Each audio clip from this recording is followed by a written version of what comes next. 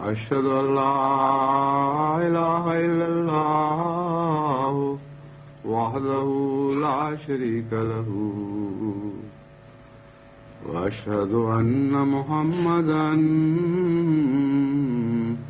عبده ورسوله أما بعد فأعوذ بالله من الشيطان الرجيم بسم الله الرحمن الرحيم الحمد لله رب العالمين الرحمن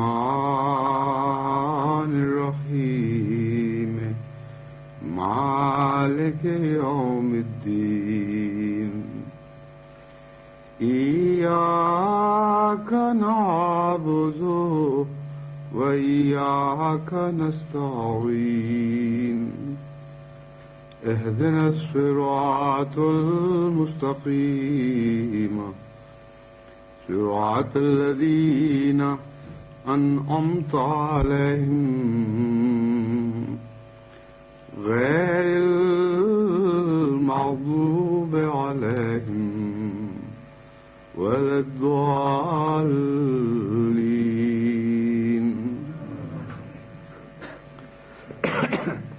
قرآن کریم میں دو مذہبی اصطلاحوں کا بکثرت ذکر ملتا ہے، ایک تقوی اور ایک اسلام.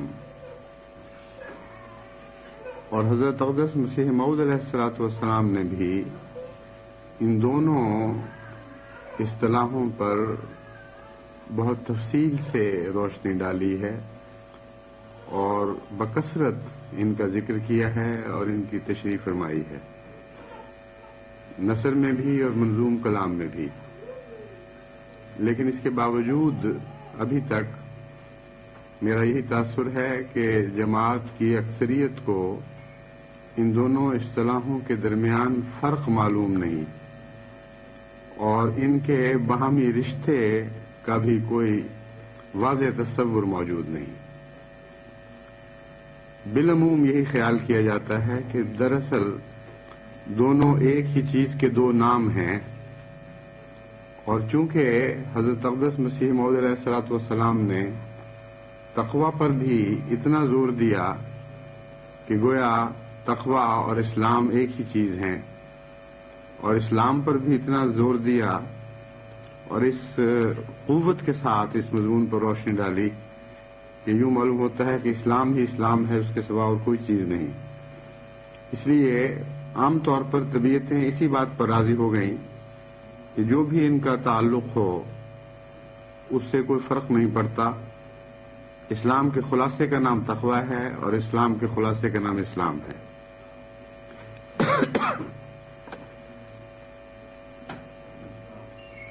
امر واقعہ یہ ہے کہ ان دونوں کے درمیان ایسا ہی فرق ہے جیسے ایمان اور اعمال صالحہ کے درمیان فرق ہے، اور ایک ایسا ہی رشتہ ہے جیسا ایمان اور اعمال صالحہ کے درمیان رشتہ ہے.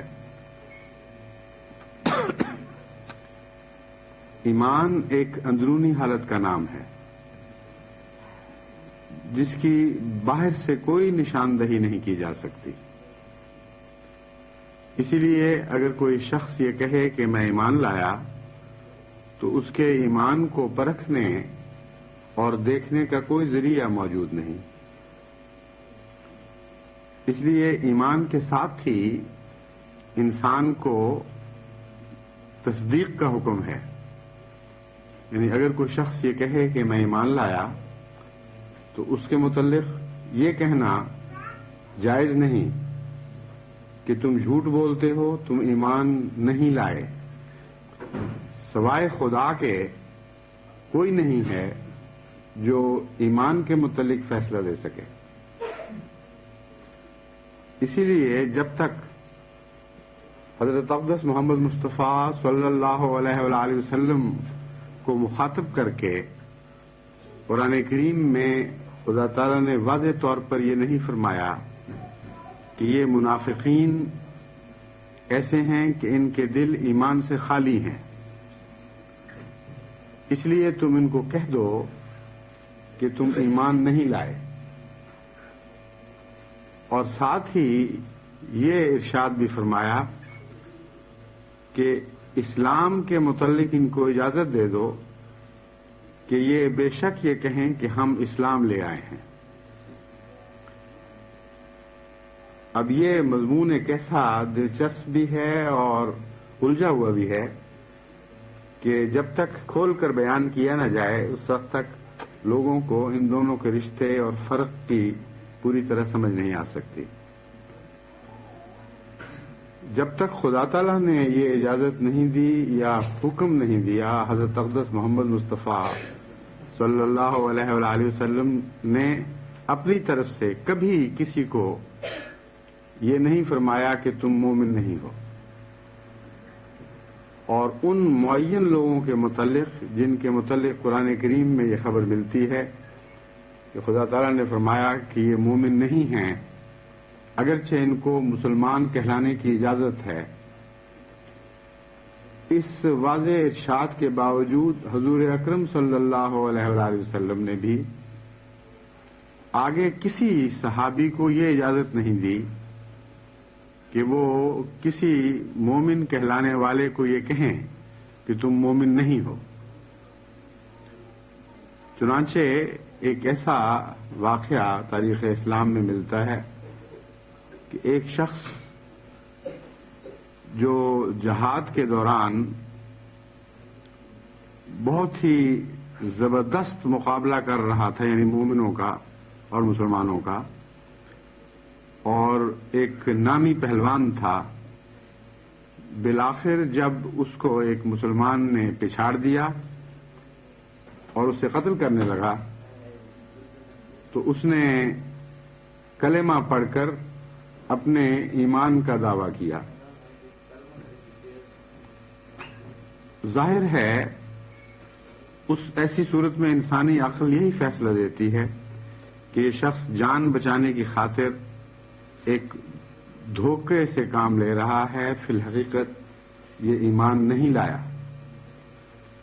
چنانچہ مسلمان مجاہد نے اسی طرز عمل کا اظہار کیا اور یہ کہتے ہوئے اس کو قتل کر دیا کہ تم جان بچانے کی خاطر جھوٹ بول رہے ہو، تمہارے دل میں کچھ نہیں ہے۔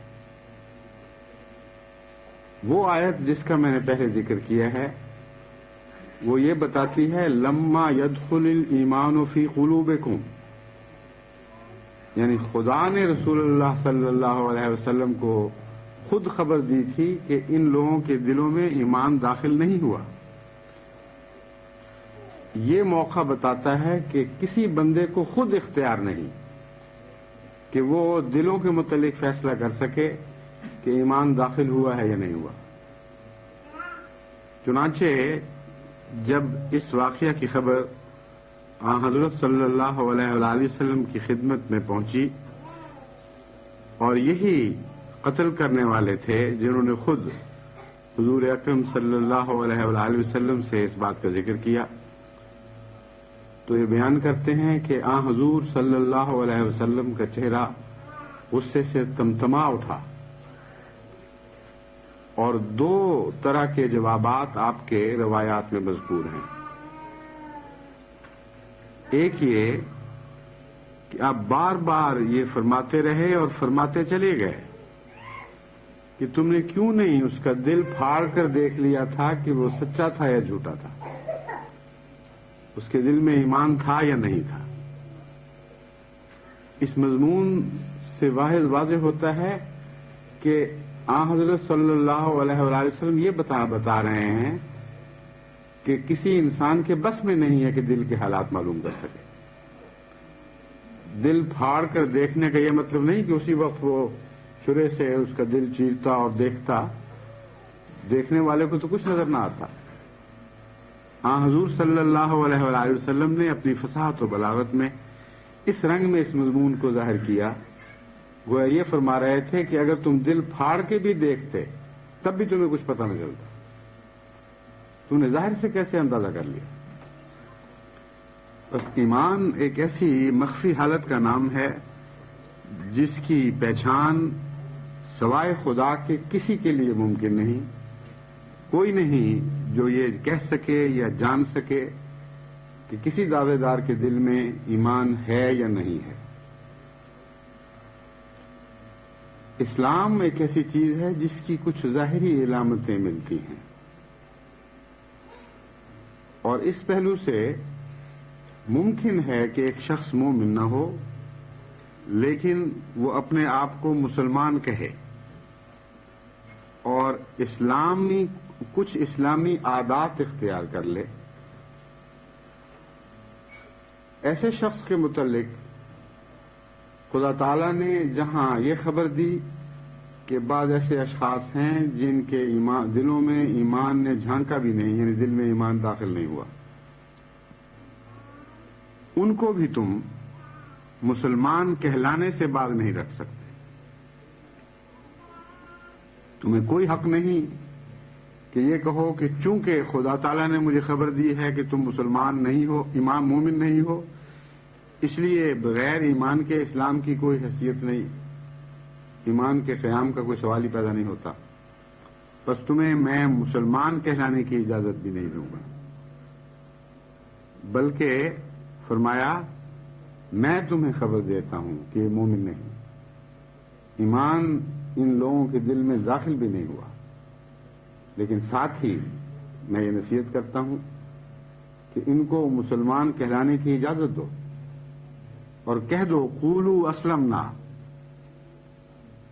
کہ تم بے شک یہ کہتے رہو کہ ہم مسلمان ہو گئے، ہم مسلمان ہو گئے. تعجب ہے کہ اتنے واضح مضمون کو اس شان کے ساتھ قرآن اور تاریخ اسلام نے اور اسوہ حضرت اقدس محمد مصطفیٰ صلی اللہ علیہ وآلہ وسلم نے کھول کر بیان کر دیا ہو، لیکن آج کا ملا اپنی جہالت میں خدا کا مقام حاصل کرنے کی کوشش کرے اور حضور اقدس محمد مصطفیٰ صلی اللہ علیہ وآلہ وسلم سے بھی مرتبے میں بلند ہونے کا عملاً دعویٰ کر رہا. آپ کو تو خدا یہ خبر دیتا ہے کہ دلوں میں ایمان نہیں ہے، پھر بھی اسلام مسلمان کہلانے کی اجازت دے دو، اور ملا اپنے ہاتھ میں یہ خدائی طاقت لے لیتا ہے کہ ایمان کا فیصلہ بھی ہم کریں گے اور اسلام کا فیصلہ بھی ہم کریں گے. ہمیں اس بات کی قدرت ہے کہ ہم دلوں میں جھانک کر دیکھ سکیں کہ کوئی شخص دل میں ایمان رکھتا ہے یا نہیں رکھتا، اور اس بات کی قدرت رکھتے ہیں کہ یہ فیصلہ کرنے کے بعد کہ فلاں کا دل ایمان سے خالی ہے، ہم اس کو مسلمان کہلانے سے بھی روک دیں. لیکن یہ ایک ضمنی بات تھی جو میں نے سوچا کہ چلتے ہوئے آپ کو سمجھاتا چلوں، کیونکہ بہت لمبی بحث گزر چکی ہے. مولوی کہتے ہیں احمدیوں کو دل چونکہ ایمان سے خالی ہے اس لیے ہم ان کو مسلمان کہلانے کی اجازت نہیں دیتے. تو میں نے چاہا کہ آپ کو یہ مضمون کھول کر بیان کر دوں، لیکن مقصد یہ نہیں تھا. اصل مقصد آپ کو یہ سمجھانا ہے کہ اسلام اور ایمان کے اندر کیا رابطے ہیں، اس کے نتیجے میں ایک احمدی کے اوپر کیا ذمہ داریاں عائد ہوتی ہیں. بس جیسا کہ میں نے بیان کیا تھا، ایمان ایک قلبی حالت کا نام ہے اور اسلام ایمان کے نتیجے میں ڈھلنے والے عمل کا نام ہے. بس ان دونوں کے درمیان رشتہ وہی ہے جو ایمان میں تقوی کی بات کر رہا تھا، غلطی سے جو ایمان کا لفظ یہاں استعمال کیا. کہنا میں یہ چاہتا تھا کہ جس طرح ایمان کا اعمال سے ایک تعلق ہے، اعمال صالحہ سے، اور اس کا کثرت کے ساتھ قرآن کریم میں ذکر ملتا ہے اور ایمان اور اعمال صالحہ کو اکٹھا بیان کیا گیا، اسی طرح یہ کیفیت تقوی اور اسلام کے درمیان کے رشتے کی پائی جاتی ہے. تقوی ایک ایسی اندرونی حالت کا نام ہے جو ایمان کی طرح دکھائی نہیں دیتی. اور ایمان سے الگ حالت ہے. ایمان پہلی بات ہے، تقویٰ بعد کا مضمون ہے، اور پھر ایمان کے بعد تقویٰ یہ فیصلہ کرتا ہے کہ کسی انسان کا اسلام کس نوعیت کا ہے. جو ہی انسان ایمان لے آئے، مان وہ کامل نہیں ہو جاتا. ایمان کے نتیجے میں خدا تعالی کا کیا عرفان رفتہ رفتہ ترقی کرتا ہے، اور تقویٰ کا عرفان سے تعلق ہے. چنانچہ حضرت مسیح موعود علیہ الصلوۃ والسلام نے بارہا اس مضمون پر روشنی ڈالی ہے کہ تقویٰ عرفان سے ترقی کرتا ہے. خدا تعالی کی ذات لامتناہی لامحدود ہے، اور اس کی صفات کا کوئی حساب ممکن نہیں.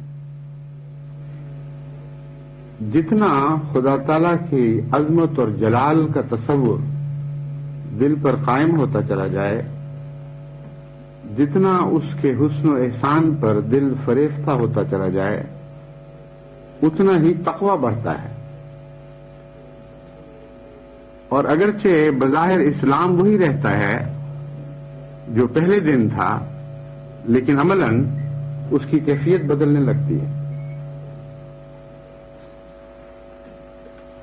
اس مضمون کو آگے بڑھانے سے پہلے میں اسلام سے متعلق کچھ مزید روشنی ڈالتا ہوں، پھر آپ ان دونوں روحانی اصطلاحوں کے باہمی تعلق کو زیادہ بہتر سمجھ سکیں گے. اسلام کے دو معنی ہیں.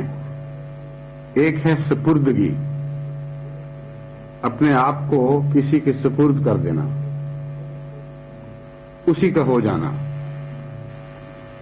جیسے انسان محبت میں کسی سے کہتا ہے کہ میں تیرا ہو گیا. ایک فارسی کا شعر ہے، من تو شدم تو من شدی، من تن شدم تو جان شدی، تا کس نہ گوید بعد ازیں، من دیگرم تو دیگری. من تو شدم تو من شدی، میں تو ہو گیا تو میں ہو گیا. من تن شدم تو جان شدی، میں جسم بن گیا تو جان بن گیا. تا آئندہ کبھی کوئی یہ نہ کہہ سکے کہ تو اور ہے اور میں اور ہوں. یہ اسلام کی اعلی حالت کی تفسیر ہے. جب خدا کے حضور بندہ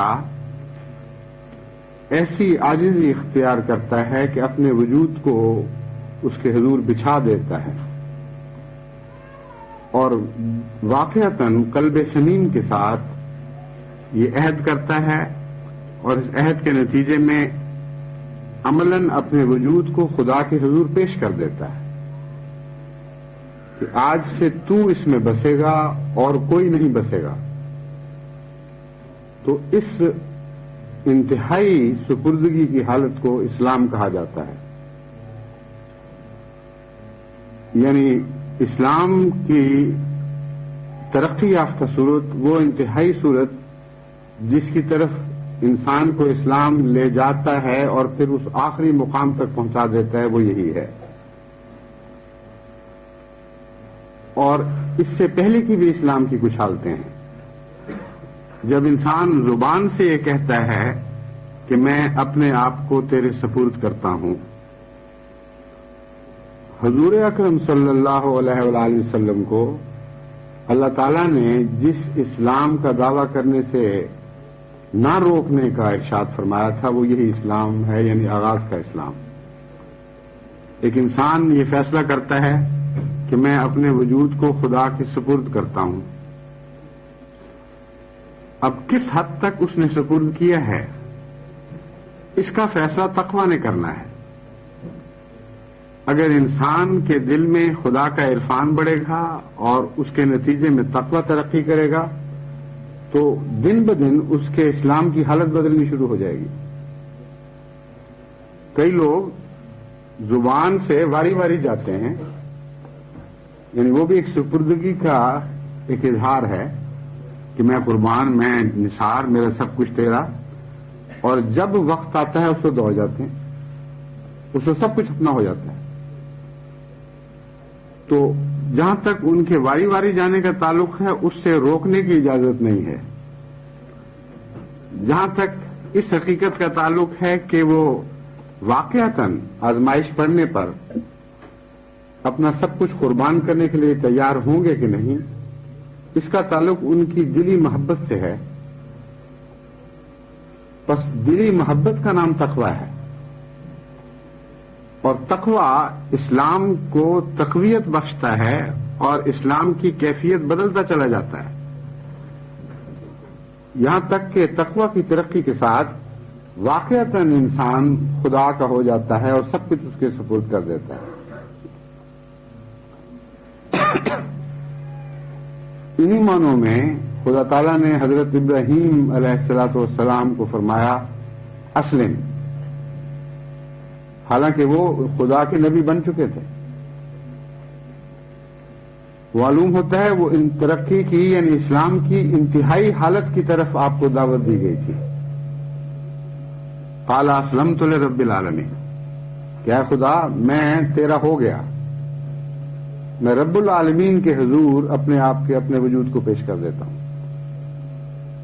بس اسلام کی ایک ابتدائی حالت ہے اور ایک انتہائی حالت ہے، ان کے درمیان بے شمار منازل ہیں، اور نہ کسی انسان کو ابتدائی حالت سے متعلق اختیار دیا گیا کہ کسی سے کہے کہ تم مسلمان نہیں ہو، نہ انتہائی حالت سے متعلق انکار کا اختیار دیا گیا،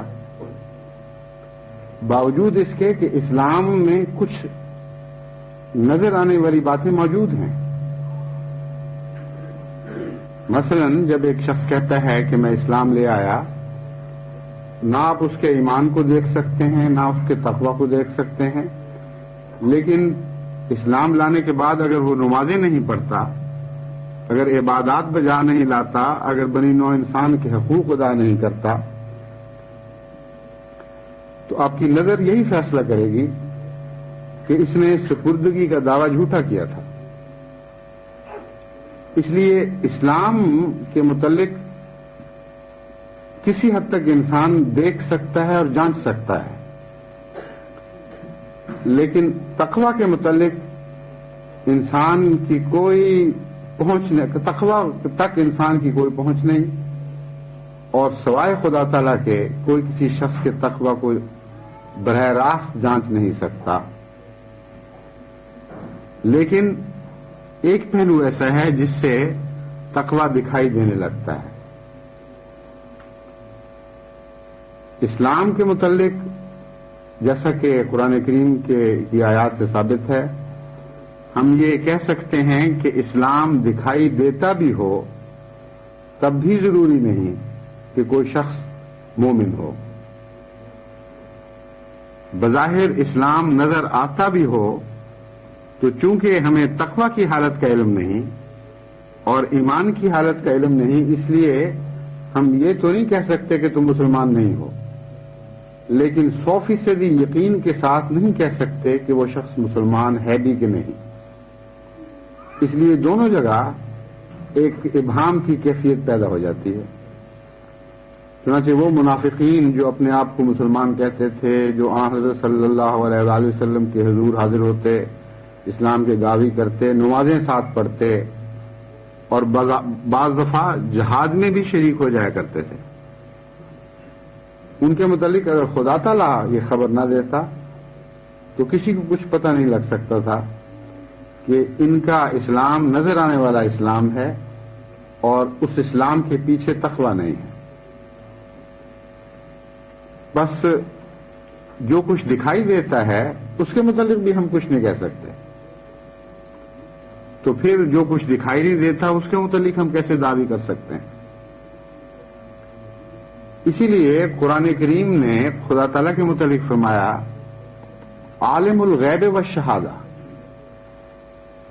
بعض لوگ جو سرسری نظر سے اس آیت کو پڑھتے ہیں ان کو یہ تو سمجھ آ جاتی ہے کہ عالم الغیب کیوں کہا، کیونکہ پردہ غیب کی باتیں صرف خدا کو معلوم ہیں، شہادہ کی سمجھ نہیں آتی. وہ تو کہتے ہیں عالم الشہادہ تو ہم بھی ہیں، جو دکھائی دیتا ہے وہ تو ہمیں بھی دکھائی دیتا ہے.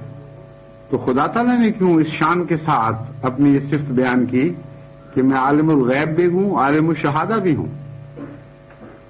تو در حقیقت یہ انسان کا وہم ہے، ایک محض گمان ہے کہ جو کچھ وہ دیکھتا ہے اس کے متعلق بھی قطعی طور پر اور یقینی طور پر وہ کہہ سکتا ہے کہ جو میں نے دیکھا ہے بین ہی وہی حقیقت ہے.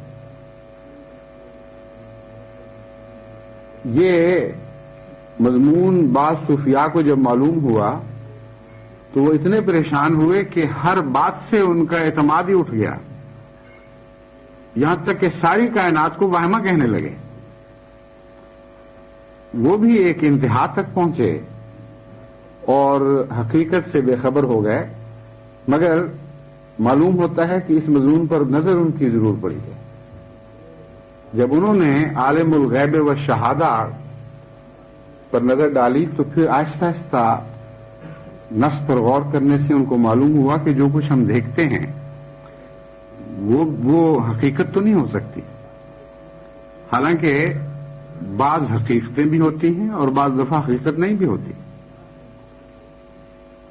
جو شخص سچا ہو، جس کا اندر اور باہر ایک ہو، اس کو جب آپ دیکھتے ہیں تو حقیقت کو دیکھ رہے ہوتے ہیں. چنانچہ حضرت اقدس محمد مصطفیٰ صلی اللہ علیہ وآلہ وسلم ایک زندہ حقیقت تھے.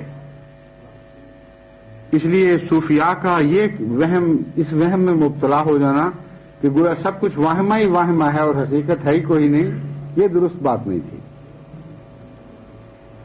ہاں یہ درست ہے کہ انسان جب تک خدا کی گواہی نہ ہو، اور حضرت صلی اللہ علیہ وآلہ وسلم کے متعلق خدا کی گواہی ہے، اپنے ذوم میں جو کچھ دیکھتا ہے اس کے متعلق یقینی طور پر نہیں کہہ سکتا کہ یہ وہی حقیقت ہے جو ہمیں دکھائی دیتی ہے.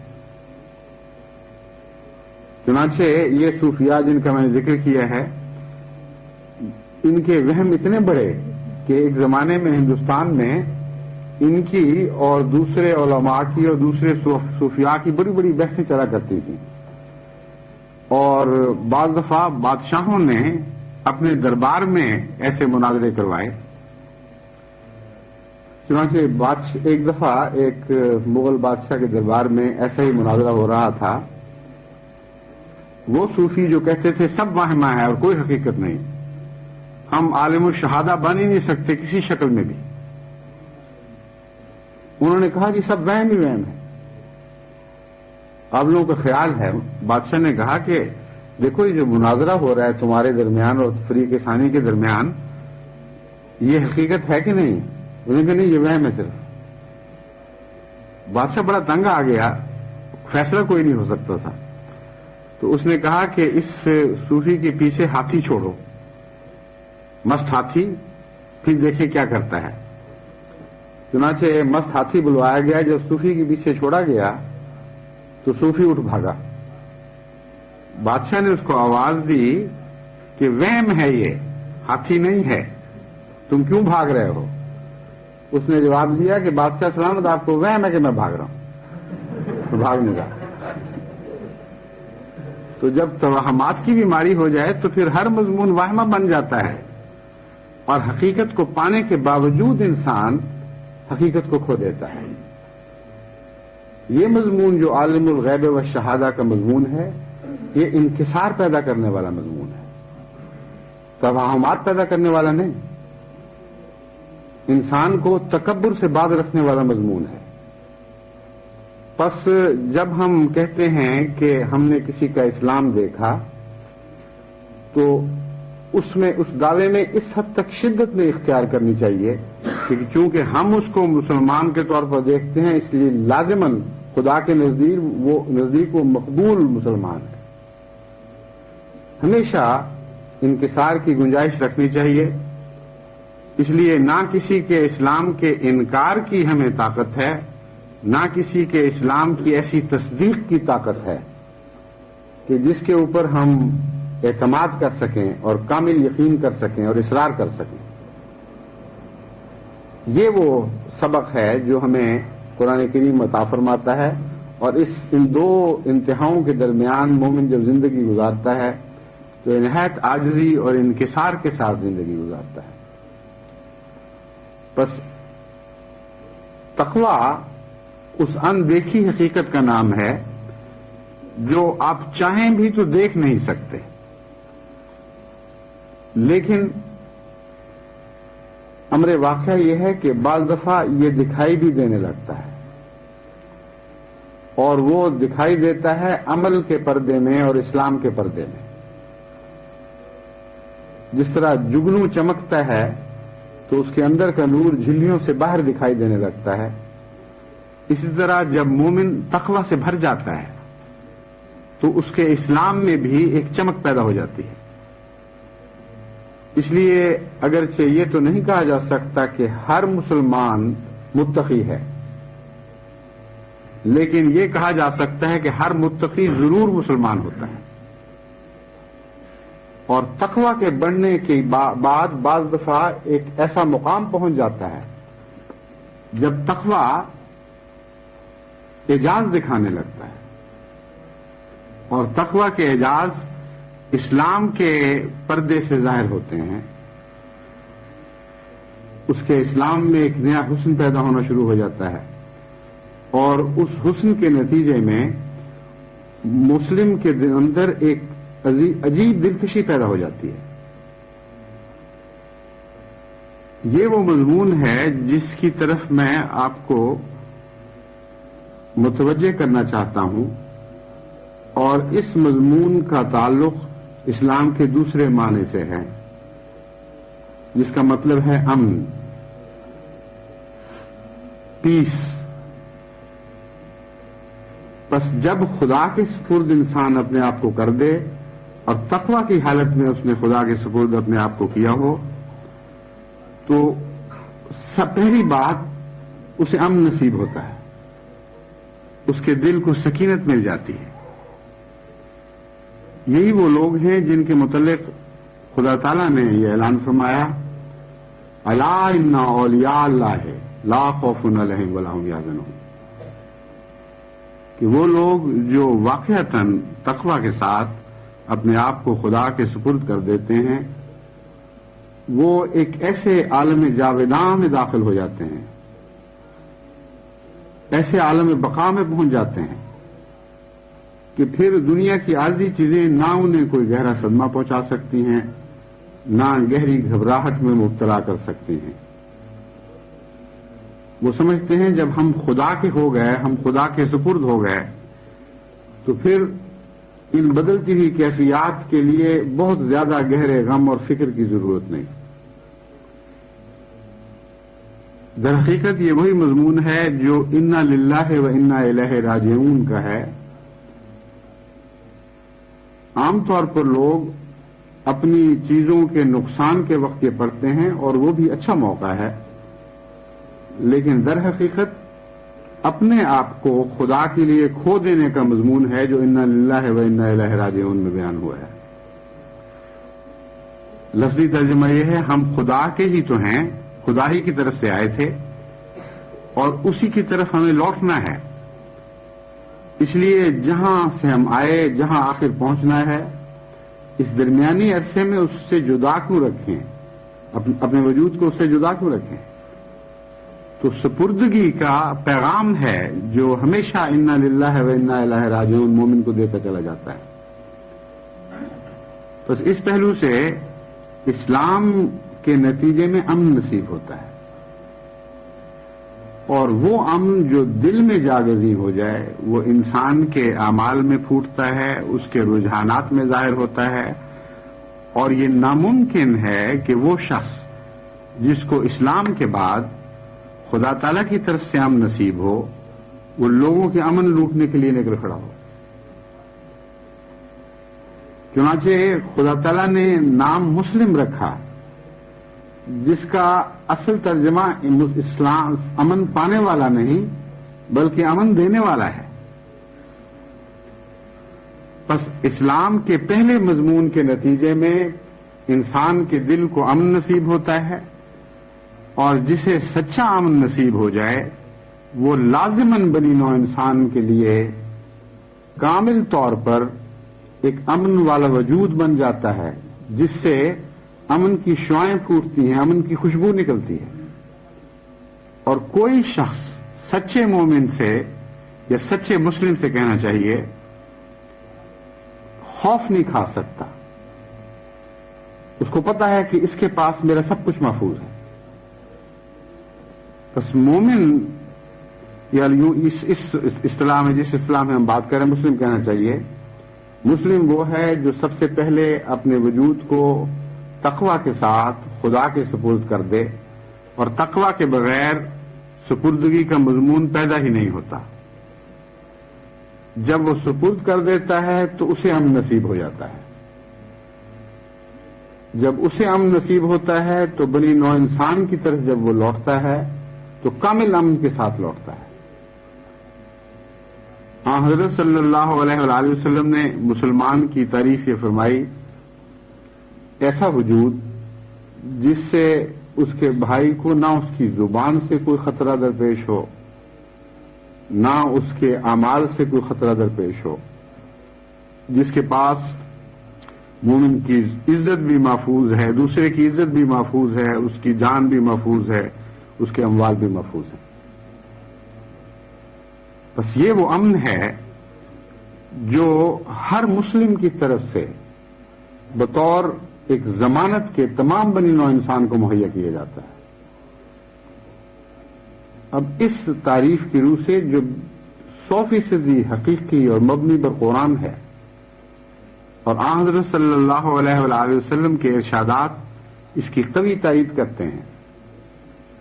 کیسے ممکن ہے کہ ایک مسلمان کا تصور ٹیررسٹ کے طور پر دنیا میں ابھرے، اور وہ لوگ جو خود دنیا کے امن لوٹتے پھرتے ہیں وہ بار بار دنیا میں یہ اعلان کرتے ہوں کہ مسلمانوں کی طرف سے بنی نوع انسان کے امن کو سخت خطرہ لاحق ہے، سخت فتنوں کے ڈر پیدا ہو گئے ہیں.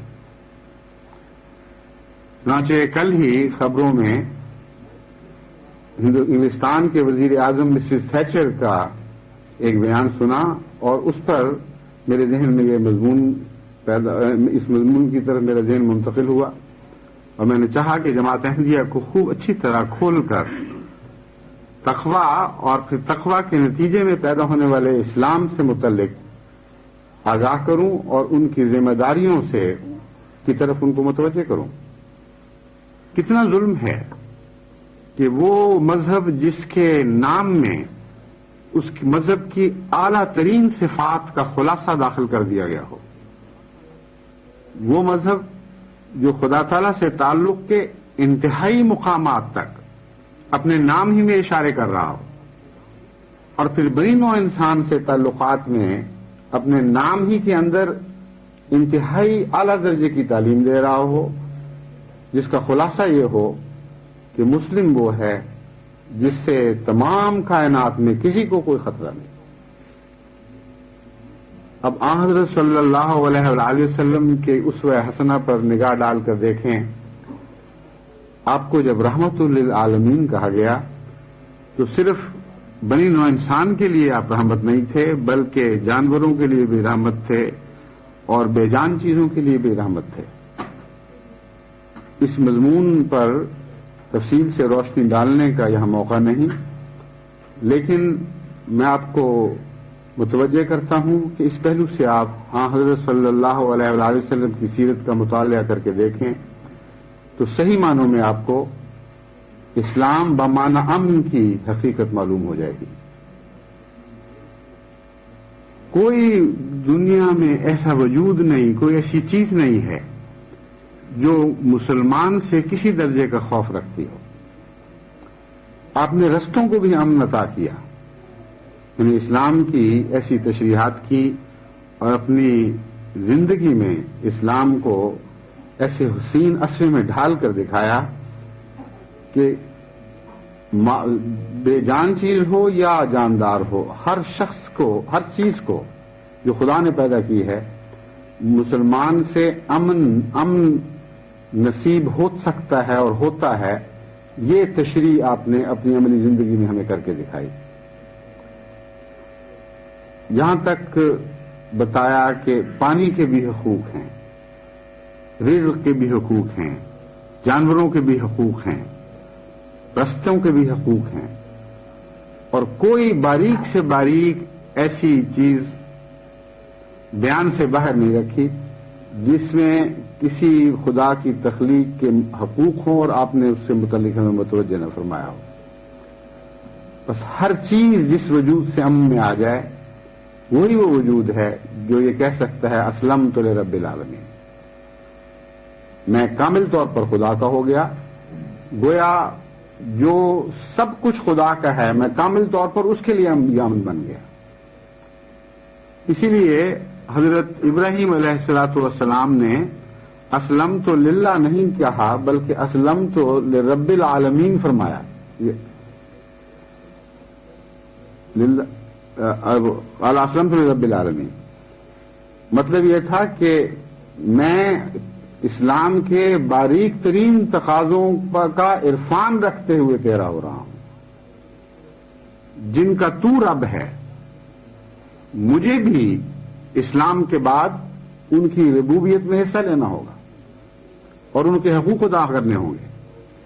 اس لیے جب میں کہتا ہوں کہ اسلمت لرب العالمین تو پوری ذمہ داری کے ساتھ اس کے باریک تقاضوں کو پیش نظر رکھتے ہوئے یہ کہہ رہا ہوں. یہ مضمون ہے جو حضرت ابراہیم علیہ الصلوۃ والسلام کے جواب میں ملتا ہے، اور آن حضرت صلی اللہ علیہ وسلم کی ساری زندگی اس مضمون پر شاہد ناطق تھی.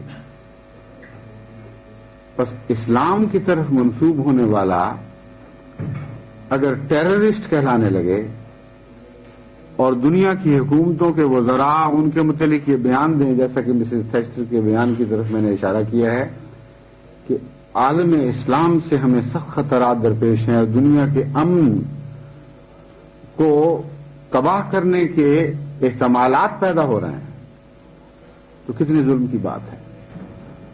میں یہ نہیں کہتا کہ یہ ظلم مسز تھیچر نے کیا،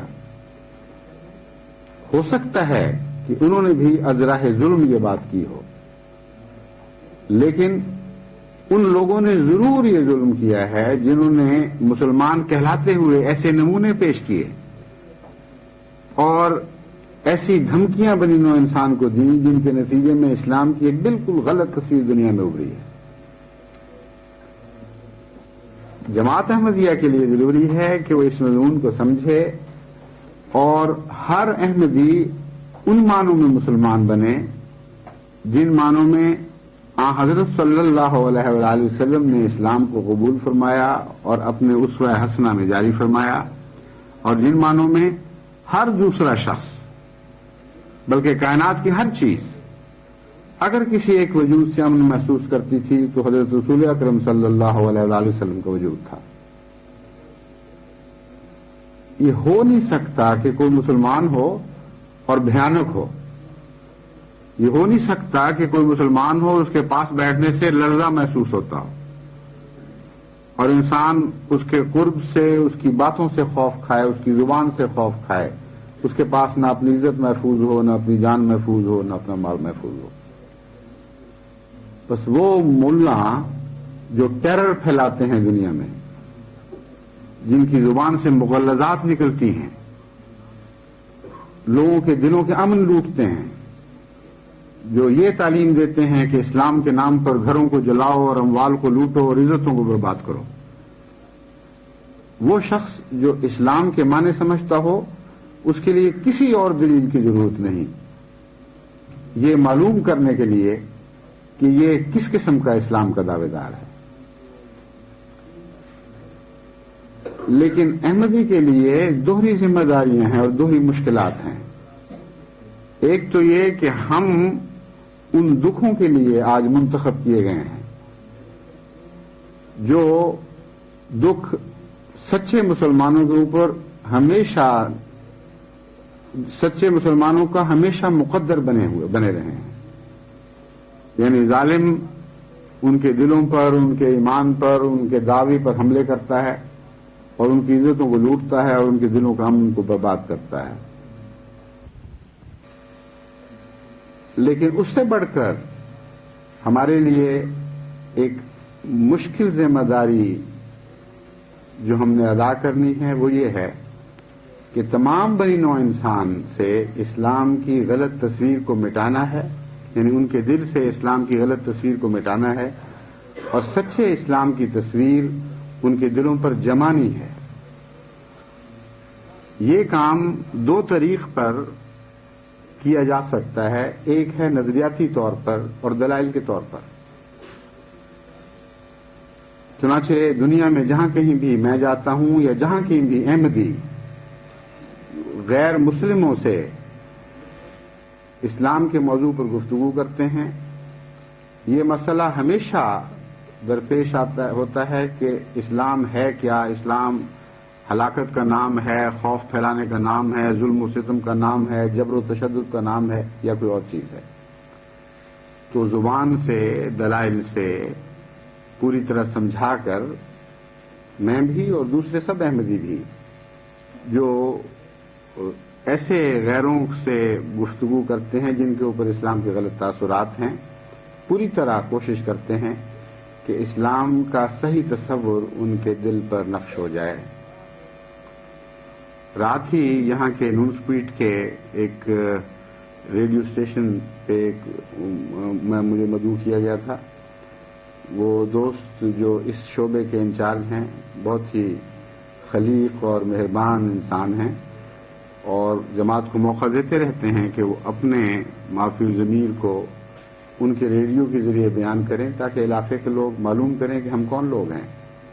وہاں اس قسم کے سوال بھی اٹھے، چنانچہ میں نے جہاں تک مقدور تھا یہ سمجھانے کی کوشش کی کہ اسلام کا ٹیررزم سے کوئی تعلق نہیں، لیکن یہ کافی نہیں۔ اگر ہم سچے مسلمان بنتے ہیں، یعنی خدا کے سپرد ہونے کے بعد اس سے امن حاصل کرتے ہیں اور پھر خود سچے امن کے پیمبر بن جاتے ہیں، تو گرد و پیش ہمارے اعمال سے اسلام کی ایک تصویر کو دیکھے گا جو تصویر دل موہ لینے والی تصویر ہے، اور یہ تصویر اس وقت حسین اور دلکش ہوگی جب دل میں تقویٰ موجود ہوگا۔ ظاہری طور پر آپ کی نمازیں پڑھنے سے، ظاہری طور پر بعض بدعمالیوں سے بچنے سے اسلام تو دکھائی دے گا، لیکن اس اسلام میں نور نظر نہیں آئے گا جب تک اس اسلام کا گہرے تقویٰ سے تعلق نہ ہو۔ تقویٰ در حقیقت خدا کی محبت کا نام ہے اور اس خوف کا نام ہے کہ کہیں محبوب ناراض نہ ہو جائے، کہیں کوئی ایسی حرکت سرزد نہ ہو جائے کہ وہ نظر پھیر لے۔ بس صرف محبت ہی کا نام نہیں بلکہ اس دائم رہنے والے شعور کا نام ہے کہ میں نے اپنے محبوب کو راضی کرنا ہی نہیں، راضی رکھنا ہے اور راضی رکھتے چلے جانا ہے۔ ایسی صورت میں وہ اسلام جو بظاہر ایک ہی دکھائی دیتا ہے عام اسلام سے مختلف ہو جاتا ہے۔ پھر دیکھنے والے کو اس ایسے شخص کے اسلام میں ایک عجب سا نور دکھائی دینے لگتا ہے۔ وہ نور چہروں سے چھلکتا ہے، پیشانیوں سے پھوٹتا ہے اور اس میں ایک ایسی کشش پیدا ہو جاتی ہے کہ کوئی چاہے نہ چاہے ایسے وجود کی طرف انسان مائل ہونے لگتا ہے۔ بس اسلام ان اعمال کا نام ہے جو تقویٰ کو چاہتے ہیں لیکن بعض دفعہ بغیر تقویٰ کے بھی کیے جاتے ہیں، لیکن جب اسلام کے پیچھے تقویٰ زور مار رہا ہو تو اسلام زندہ ہو جاتا ہے اور اس میں ایک ایسا نور، ایسی عظیم الشان کشش پیدا ہو جاتی ہے کہ بنی نوع انسان اس سے دور بھاگنا چاہیں بھی تو بھاگ نہیں سکتے۔ وہی مضمون ہے کہ میں بلاتا تو ہوں ان کو مگر اے جذبہ دل، ان پہ بن جائے کچھ ایسی کہ بنائے نہ بنے۔ غالب تو یہ کہتا ہے کہ اس پر بن جائے کچھ ایسی کہ بنائے نہ بنے۔ اسلام کا تقاضا یہ ہے کہ تم اپنے اندر وہ جذبہ پیدا کر دو کہ تم بے اختیار کر دیا کرو، تمہارے اندر ایک غالب قوت پیدا ہو جائے لازماً کھنچا ہوا کوئی دوسرا وجود تمہاری طرف کھنچتا ہوا چلا جائے. غالب بھی غالباً یہی کہنا چاہتا تھا ایک اور رنگ میں، لیکن وہ دنیا کے مضمون کو بیان کر رہا ہے، میں دین کے مضمون کو بیان کر رہا ہوں. تمثیل کے طور پر بعض دفعہ دنیاوی اشعار کو بھی سامنے رکھنا پڑتا ہے تاکہ بنی نوع انسان زیادہ وضاحت سے سمجھ جائیں. مگر امر واقعہ یہ ہے کہ اسلام تقویٰ کے در حقیقت اسلام تقویٰ کی اس حالت کا نام ہے جو بنی نوع انسان کو دکھائی بھی دیتی ہے. جو کچھ اسلام کی شکل میں دکھلائی دیتا ہے ضروری نہیں کہ وہ تقویٰ کے نتیجے میں ہو، لیکن اگر دکھائی دینے والا اسلام تقویٰ کے نتیجے میں پیدا ہوا ہو تو اس اسلام میں ایک نور پیدا ہو جاتا ہے، اس اسلام میں ایک غیر معمولی کشش پیدا ہو جاتی ہے، اور وہ بنی نوع انسان کو بڑی قوت کے ساتھ اور غالب قوت کے ساتھ کھینچنے لگتا ہے. بس اس دنیا کے ماحول کو اگر آپ نے تبدیل کرنا ہے تو محض زبانی پیغامات سے یہ دنیا تبدیل نہیں ہوگی. اور جیسا کہ میں نے آپ کو قدم بقدم ساتھ چل کر سمجھایا ہے، اسی طرح اسی طریق پر اول اور دوئم اور سوئم قدم اٹھانے پڑیں گے. یاد رکھیں خدا کے سپرد ہونا حقیقت میں تقویٰ کو چاہتا ہے. تقویٰ سچا ہو تو پھر سپردگی سچی ہوتی ہے، اور جب تک انسان اپنے آپ کو خدا کے سپرد نہ کرے وہ امن میں نہیں آتا. ہر پہلو سے آپ اس مضمون پر غور کر کے دیکھ لیں، اس کے سوا چارہ ہی کوئی نہیں اور کوئی رستہ ہی نہیں بنتا. خدا کے سپرد کرنے کا ایک یہ بھی مفہوم ہے کہ اس کی حفاظت میں آ گیا. جب اپنے آپ کو اس کے سپرد پیش کر دیا تو چاروں طرف سے خدا کی فصیل ہے جو آپ کو گھیر لیتی ہے، اور پھر ہر خوف سے آپ امن میں آ جاتے ہیں. اور ذہنی طور پر جو سپردگی کا مزہ ہے ویسا اور کوئی مزہ نہیں. ایک انسان جس نے محبت کی ہو اور اس کو یہ پتہ ہو کہ پیار کے نتیجے میں جب انسان اس منزل پہ پہنچتا ہے کہ بس اب میں تیرا ہو گیا، تو جو اس کیفیت سے لذت پیدا ہوتی ہے ویسی کوئی دنیا میں اور لذت نہیں. اور وہی لذت ہے جو گہرا سکون پیدا کرتی ہے. بس اسلام ہی کے نتیجے میں ظاہری حفاظت بھی ہوگی اور اسلام ہی کے نتیجے میں اندرونی تسکین بھی نصیب ہوگی. یعنی ظاہری امن بھی ملے گا اور اندرونی امن بھی ملے گا. اور جب آپ اس امن کو حاصل کر لیتے ہیں تو پھر آپ دنیا کو امن دینے والے بن جائیں گے. آج دنیا عجیب عجیب راہوں سے امن کی تلاش کر رہی ہے.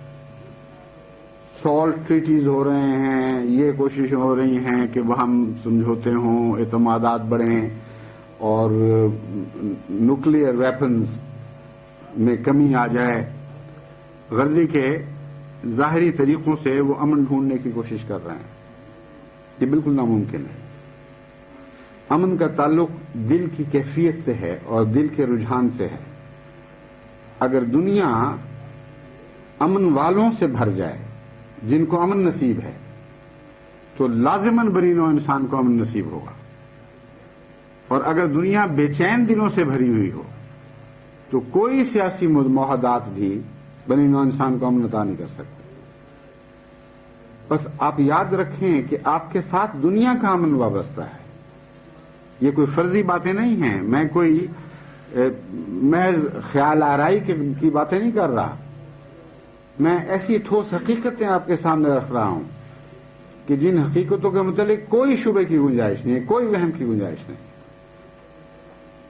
سپردگی کے بغیر یعنی تقویٰ کے ساتھ خدا کے سپرد ہونے کے بغیر بنی نوع انسان میں سے کسی کو امن نصیب نہیں ہو سکتا. اور جب تک بنی نوع انسان کو ایسے صاحب امن نصیب نہ ہو جائیں ان کو بنی نوع انسان کے امن کی کوئی ضمانت نہیں دی جا سکتی.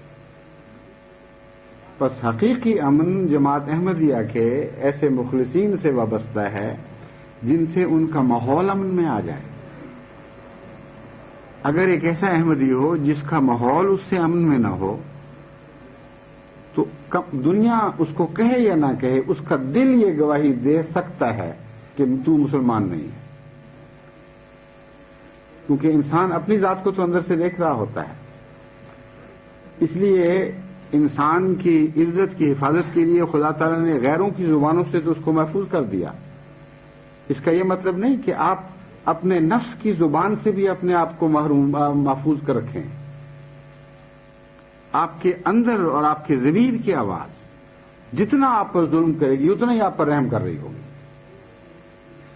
اس لیے اپنے وجود کو حقیقت سے پرکھیں، اور بہت ہی آسان اور سیدھی اور صاف پہچان ہے۔ اگر آپ سے آپ کی بیوی امن میں ہے، اگر آپ سے آپ کے بچے امن میں ہیں، اگر آپ سے آپ کے عزیز اور رشتے دار امن میں ہیں، اگر آپ سے آپ کے دوست میں امن میں ہیں، اگر آپ سے آپ کا معاشرہ امن میں ہے، تو یقین کے ساتھ آپ یہ کہہ سکتے ہیں کہ سپردگی کی علامتیں مجھ میں ظاہر ہو رہی ہیں، میں خدا کا بنتا چلا جا رہا ہوں، اور اس کے نتیجے میں تباً جو ظہور میں آنا چاہیے تھا میری ذات میں ظہور میں آ رہا ہے۔ اور پھر کامل یقین کے ساتھ اس راہ پر آپ آگے بڑھ سکتے ہیں، اور آپ کے وجود کے ساتھ آپ کے ماحول کا ہی نہیں بلکہ رفتہ رفتہ تمام دنیا کا امن وابستہ ہوتا چلا جائے گا۔ ایسے صاحب امن پھر پرورش پاتے ہیں، بڑھتے ہیں، خدا کی نظر میں آگے بڑھتے ہیں اور ترقی کرتے ہیں، اور بنی نوع انسان ان کے سامنے سر تسلیم خم کرتی چلی جاتی ہے۔ وہ جانتے ہیں، ان کے دل گواہی دیتے ہیں کہ ہاں یہ سچے ہیں، اور ان کے دل میں حقیقی امن ہے۔ اس کے بغیر جب آپ اپنے معاشرے کو ہی امن نہیں دے سکتے، اپنے گھر والوں کو امن نہیں دے سکتے، اپنے بچوں کو امن نہیں دے سکتے، تو کیسے دعویٰ کر سکتے ہیں کہ آپ خدا کے سپرد ہو گئے اور پھر دنیا کو امن دے سکتے ہیں؟ خلاصہ اس بات کا یہ ہے، اور یاد رکھیں یہ ایک ایسا خلاصہ ہے جو کبھی تبدیل نہیں کیا جا سکتا، کہ وہ لوگ جو حقیقت میں اپنے آپ کو خدا کے سپرد کر دیتے ہیں، خدا تعالیٰ کی تقدیر دنیا کو ان کے سپرد کر دیا کرتی ہے، اور جب تک آپ اپنے آپ کو خدا کے سپرد نہیں کریں گے دنیا آپ کے سپرد نہیں کی جائے گی۔ اس لیے خدا کی سپردگی کی فکر کریں، اور یہ فکر نہ کریں کہ دنیا کہاں ہے اور کب آپ دنیا پہ غالب آئیں گے۔ جب آپ اپنے وجود پر غالب آئیں گے، یاد رکھیں کہ وہی دن ہوگا جب آپ کو دنیا پر غلبہ اور فتح نصیب ہوگی۔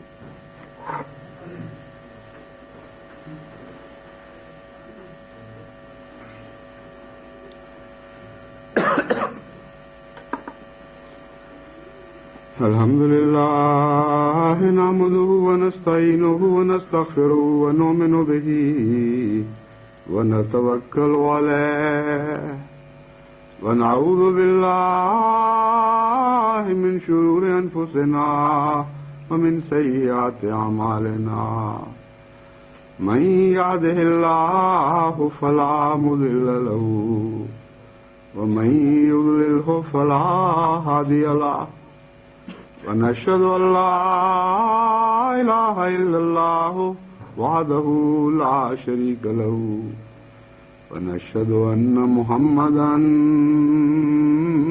عبده ورسوله عباد الله رحمكم الله